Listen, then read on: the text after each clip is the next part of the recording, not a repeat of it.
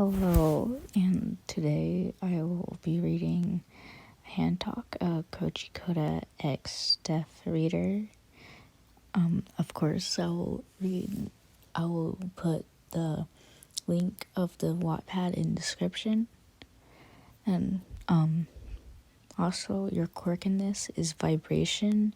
The user can sense vibrations when they touch a medium like the ground, when they consecrate to see their surroundings. User can also copy vibrations and mimic them. The drawbacks are the user gets a headache when the quirk is overused. So, yeah, let's get started. Your day started off with being shoved by another student. The ash blonde still didn't understand and proceeded to shove you even more so out of his way. You were used to this by now. Watch where you're going and get out of my way, extra. You read from his lips. Your quirk deactivated and your sixth sense had left you. You were having a great time feeling the breeze outside before you had the confrontation. Being a general course student had its benefits of being left alone, but it had the downfall of no one knowing who you were since you weren't a hero course student. You entered the school along with your classmates. You were to be shown around soon after I had picked up your schedule by one of the hero class students. You'd rather not have interactions with the hero courses since you have figured out that most of them are cocky and easy to offend. If it was your guess, you would choose that ash blonde from earlier to have been from the famous course. A mouse had greeted you when you opened the principal's doors. He spoke slowly so that you could catch all his words. "It's nice to meet you. You must be Ryan, correct?" he asked. You nodded. The two of you chatted a bit, even though it was more of a one-sided conversation.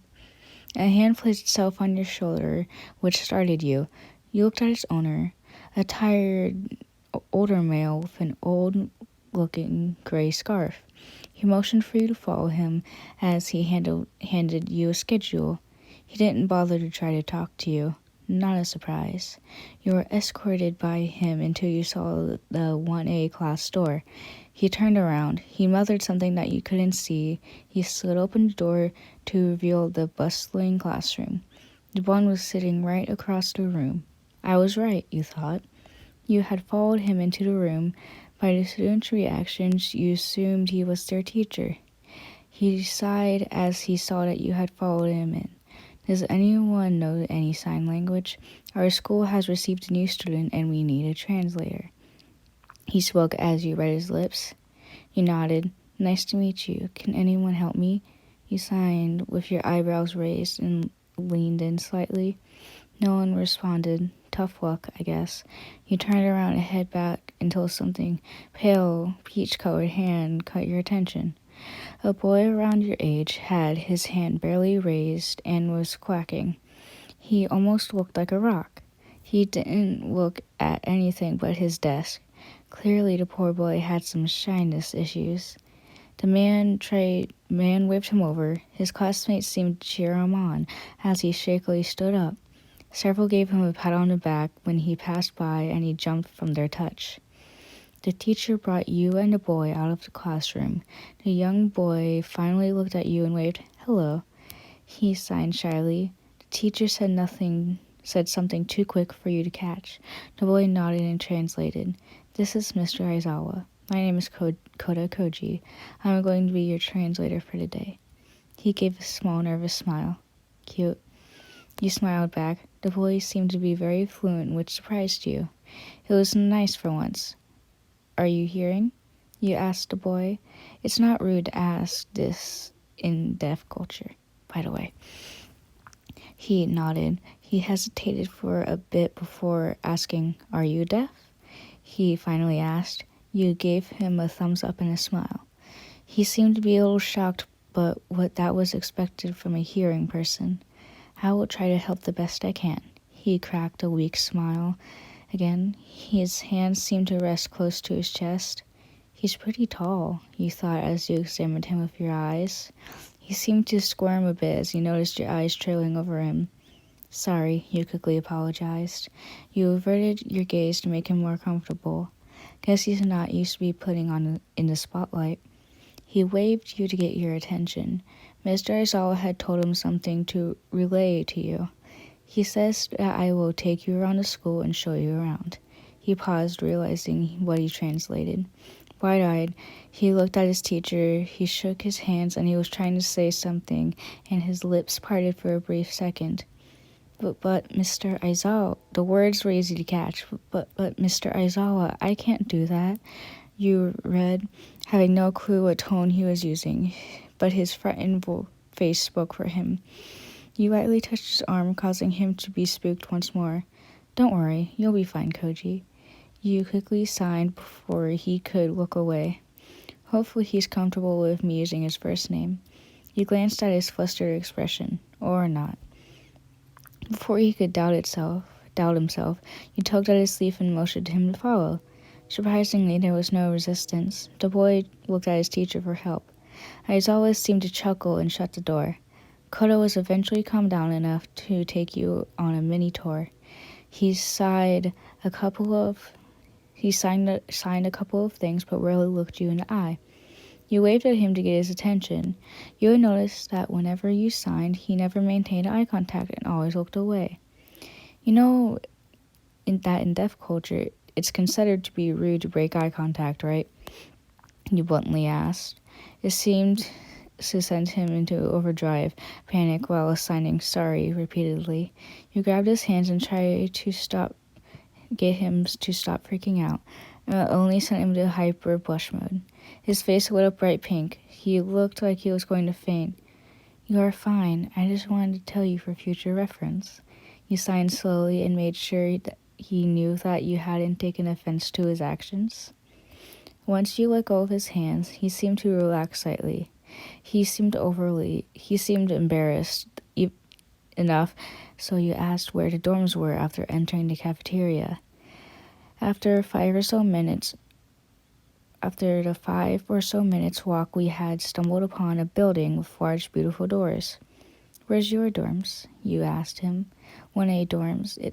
It's that one right there. He signed and pointed. Your class 1C. It's right over there. Thank you, Koda. You waved as you headed off to your dorms. You had already been a burden to the poor boy's nerves, so you bounded off. A crow swooped down and braked directly in front of you. It hopped around and wouldn't let you pass. Weird. It flew to Koda, which had caught up to you at this point. He stroked the crow a bit before it took off. Sorry, I was trying to get your attention and used my friend there. Can I still help you? It's been a while since I've met someone who's deaf. He quickly signed. He seemed surprisingly brave despite his previous actions. Even though he's a hero course student, he's not that bad. You thought to yourself before nodding. He seemed to be ecstatic in the shyest way possible. A tiny fist bump in the air. I guess this is an accomplishment for him. He proceeded to help introduce me to my new teacher and classmates. Even when there were a lot of people and had seemed to be mentally retreating, he continued to help you, overcoming adversities despite your fears. The hero course students sure are something. 1 week later. You haven't seen Koda for a while. It was kind of upsetting since you hadn't had a real conversation since then. A few people you met who knew how to sign were all beginners. You were patient with them, but you also wanted to have a real talk instead of what your favorite color was or how to sign a certain word. Someone had the audacity to sign a swear word during lunch and ask you to teach them another one. Don't these people know any better? You managed to escape the chaos in the cafeteria, quiet vibrations with negative attitudes. You really wish people wouldn't talk behind your back. Technically, you couldn't hear them, but the vibrations felt so cruel. You were done with the world and shoved open the doors. Outside, the vibrations were much nicer. Little animals scurrying about. You had found a spot earlier in the week. It was taken. You must have made a noise since the boy attendant snapped towards your direction. Koda! Hi, Koji. How are you today? You asked as you startled the poor boy on accident. The squirrels and mice had fled upon your appearance. Mid-flight, the critters stopped as soon as Koda talked to them. His vibrations were kind and caring. No hidden emotion. I'm fine. How are you adjusting? He answered back nervously. You gave him a thumbs up. You chatted a bit more before you decided to sit down next to him. He even let you pet one of the animals. Sarah, I haven't talked to you in a while. The Euro course has me pretty busy since I've been taking extra lessons for my quirk, he explained. He seemed to finally calm down a bit. It's fine. What's your quirk? You smiled with your full attention back on him. The sudden attention made him avert his gaze. He stopped like he seemed to remember something and decided to hold eye contact with you. It's called Anna voice. I can talk to animals, he signed, then proceeded to speak to the little creatures. Can I put my hand here? He asked as he pointed to his chest. I want to feel the vibrations if you don't mind. You added. Unfortunately, this request sent him a panic and a blushing frenzy. He couldn't handle it anymore and broke eye contact. You accepted the quiet rejection. You probably would have reacted the same if it was the reverse. Koda still hadn't looked up yet. You decided it was time for you to leave after you had eaten your lunch. Bye, Koji. You waved. He gently took your hand, shaking you, of course. Wait, I'll show you. He quickly let go of your hand while he responded. I can't maintain eye contact, though. Sorry, he added. You calmly nodded. He shakily put your hand on his chest. His body was surprisingly fit despite what you had expected, and his lips moved as the animals listened. The weak vibrations indicated that he wasn't talking really loud, but you could tell he had a sweet voice. His body seemed to quake at your touch out of nervousness, so you removed your hand. His blush still rested on his face. I like your voice. It's cute, you told him. Your body is really fit, you added with a smile. That last compliment was a bit overboard considering the fact that he fainted. You stuck your hand in his shirt to see if his heart was still beating and feel if he was breathing. Please don't have a heart attack. Please be all right. He was breathing and his heart was beating. You didn't really know what to do but shake him lightly and run off to get help. Luckily, the bird guy and the guy with 6 arms were outside as well chatting away. Those are his classmates. You frantically waved their attention. They confused looks were obvious signs of not knowing what you were trying to say. I spoke aloud, trying to mimic your mother's vibrations. You didn't know if you had even said the right words. Relief washed over you when the bird mouthed, You need help? They both jumped up and left everything as they followed you. You looked back every once in a while to make sure they were still following your trail. You pointed where Koda was laying. He seemed to have gained consciousness. You all right? You asked quietly. He nodded and rubbed his head like he had a headache. The critters have scurried off when I heard you coming. I'm all right, he spoke to the two boys. Ryan wants you guys to come with us while we head to the nurse. He paused. The two nodded. On the way there, Koda would not stop apologizing for the 3 of you. You're fine. I know you would do the same for me, you firmly told him. You had kept your distance from Koda, not really knowing what to do. A recovery girl greeted your little group. She examined him and told you that he would be fine. He ended up having a nervous breakdown and fainted. All that would have happened was a small headache, nothing serious. Did I make you too nervous? I'm sorry if I did, you asked him once we waved goodbye to his friends. He fiddled with his hands before responding with a simple yes. Next time, tell me and I'll stop. I say what's on my mind most of the time, so I can't promise that I won't compliment you, you informed him. He gave a shy nod. You waved by. He quickly gave you a small hug. Sorry for scaring you.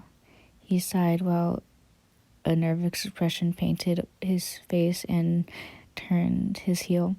He proceeded to have a staring contest with the ground as he walked I'm going to shower this pure boy with so many compliments, you thought as your smile turned into an evil grin.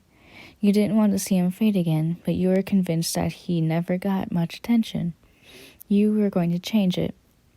A couple of weeks later, you looked at your phone for the time.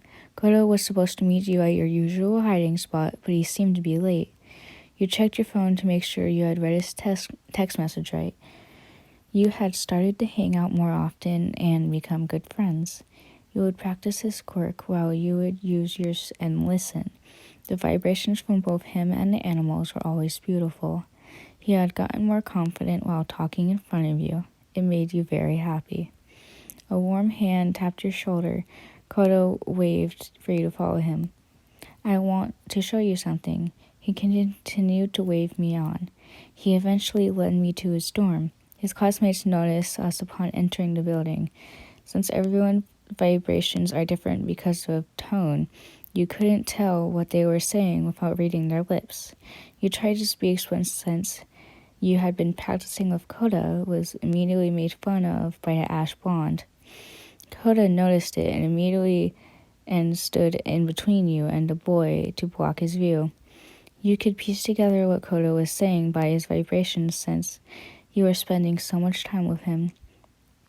Sorry, I can't talk right now. I have to show Lion something. He spoke quickly while he fiddled with his hands. He motioned you along, and he left his classmates dumbfounded. Apparently he rarely talked, like not at all according to Tokoyami and Soji when you had written to them out of curiosity. Thanks, Koji. You're my hero. He made sure he saw you. He gave you a weak thumbs up. He opened the door to his room. Wait, close your eyes. Don't worry. I'll make sure you don't trip. He signed quite quickly. His face held a nervous smile. I'll tap your shoulder once for you to sit down, and then twice when you can open them, he added. You agreed. You held out your hands for his nervous one. He cautiously took you. You tried to feel around, but you couldn't find anything. Eventually, you felt a billow beneath your feet, and Koda's free hand tapped your shoulder once. You sat down on the pillow. He let go of your hand. Sitting on the utter darkness was slightly nerve-wracking, but you trusted Koji. You smelled something funny, like an animal. Your suspicions were right as Koda tapped your shoulder twice and a fluffy object settled on your lap. You opened your eyes to see a fluffy white rabbit. His name is UY. I know that you like animals, so I thought you would like to see him, he explained. You looked at him in awe. You had mentioned to your old friend kept rabbits and that you liked to pet them before you moved away only once. That was weeks ago. I think I found the most thoughtful person on the planet. You ran your fingers through its soft fur and had been fed and groomed regularly. Koda squatted next to you as he pet the little critter with you. Both yours and his hands touched for a bit and your heart started to race. You remembered something. You pulled out the item from your bag. You held out the thick book for him to take. Is this for me? He smiled. The genuine smile tinted your cheeks pink. You nodded in response. I needed a new animal encyclopedia. Thank you. He hugged you as he realized what it was. Open it, you pointed, and he turned the pages slowly. The inside had been signed by a famous man who hosted a lot of TV shows that Koda watched. You had written the man telling him that you knew a boy who was very shy but adored him and since he took care of animals. You wrote a few times that the boy mentioned anything about his interest, he would always mention the TV host. The host was apparently touched by what you had said and sent a signed book with a letter or two. Koda carefully tore open the letter and let you peer over his shoulder to read it. Thank you, dear Koda, for watching me in my show.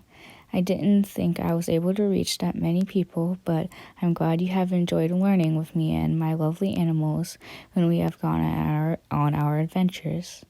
I am very grateful to know that there is someone out there who is as passionate about animals as me.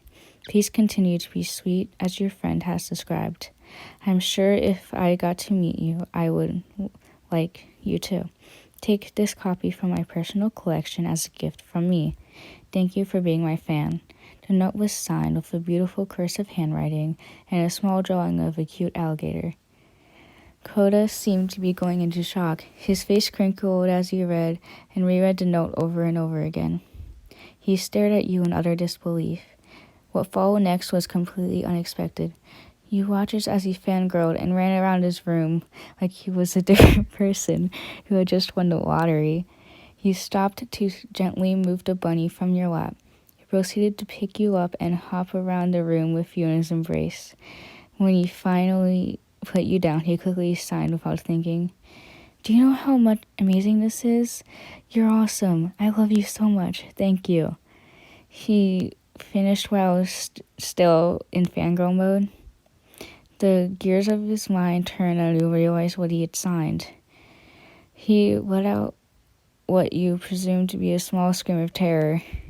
"Did I just confess? I didn't mean to. What if Vine rejects me? Wait, she understands what I'm signing." He paused. "I'm just going to crawl into a hole and never see you again," he asked, and as he started to turn pale. "He likes me." You blocked the door. "I love you too." You quickly signed back and closed your eyes. Your heart felt like it was going to explode. Nothing seemed to happen. You opened your eyes to see that he hadn't registered your words yet. You gave him a quick hug before leaving his room. What just happened? You thought as you quickly walked into the common area. You waved bye to those who smiled at me. Your attention went from back and forth as you walked out of the dorms. My crush just confessed to me. Is this a dream? If so, I never want to wake up. The setting sun filtered across the fields. You stopped as you saw the crow land near your feet. You turned around so fast you thought you were going to fall. You smiled as you saw Koda run to catch up with you. He was still shaken up, but that was understandable. Wait, don't leave. I want to ask you something. He signed as he finally caught up with me. Did you mean it? He asked while his hands were slightly shaking. You nodded. Apparently he still didn't believe you. But Lion, I'm not special. There is no reason for you to like me. He began before you cut him off. Koji, you know that's not true. You're a real hero who's kind to others and is thoughtful. You helped me when I first transferred here, even though you were shy and didn't know me. You hung out with me even when you didn't have to. You were quite possibly the sweetest person I have ever met, so don't degrade yourself like that. You made sure he saw every sign so he would understand. His blush seemed to almost be darker than before, but he was determined to maintain eye contact. Would you be my girlfriend? He signed while shaking so much that you were almost mistook the signs for nonsense. You were shocked by the sudden question. That's very bold of you, Koji. You signed with a smirk. He almost broke eye contact before you quickly added, Of course, Koji. I really like you after all. You softened your smile at the last sentence. He broke eye contact but glanced at you once while he fiddled with his thumbs. He inched closer to you. You did the same. This repeated until you two were inches apart. Can you close your eyes, please? He nodded and did as he asked. Use your quirk to sense his vibrations. His nervousness was so easy to sense that you knew his face was close to yours. You knew it wouldn't take much, so you leaned in. It was up to the nervous boy to make up his mind. A sense of courage must have overcome his body when he pressed his lips against yours. It was a quick peck, but nothing less, exhilarating since you have never kissed anyone before. You opened your eyes to see he was blushing as profusely as you were. He didn't speak or sign anything. His hands were frozen at his sides. You felt the biggest smile wash over your face as you smiled at him. He gave the cutest, nervous smile you had ever seen. And that's how your little romance blossomed. I hope you guys enjoyed that one. And, of course, the link to the Wattpad will be in the description. Thank you for watching and have a good rest of your day.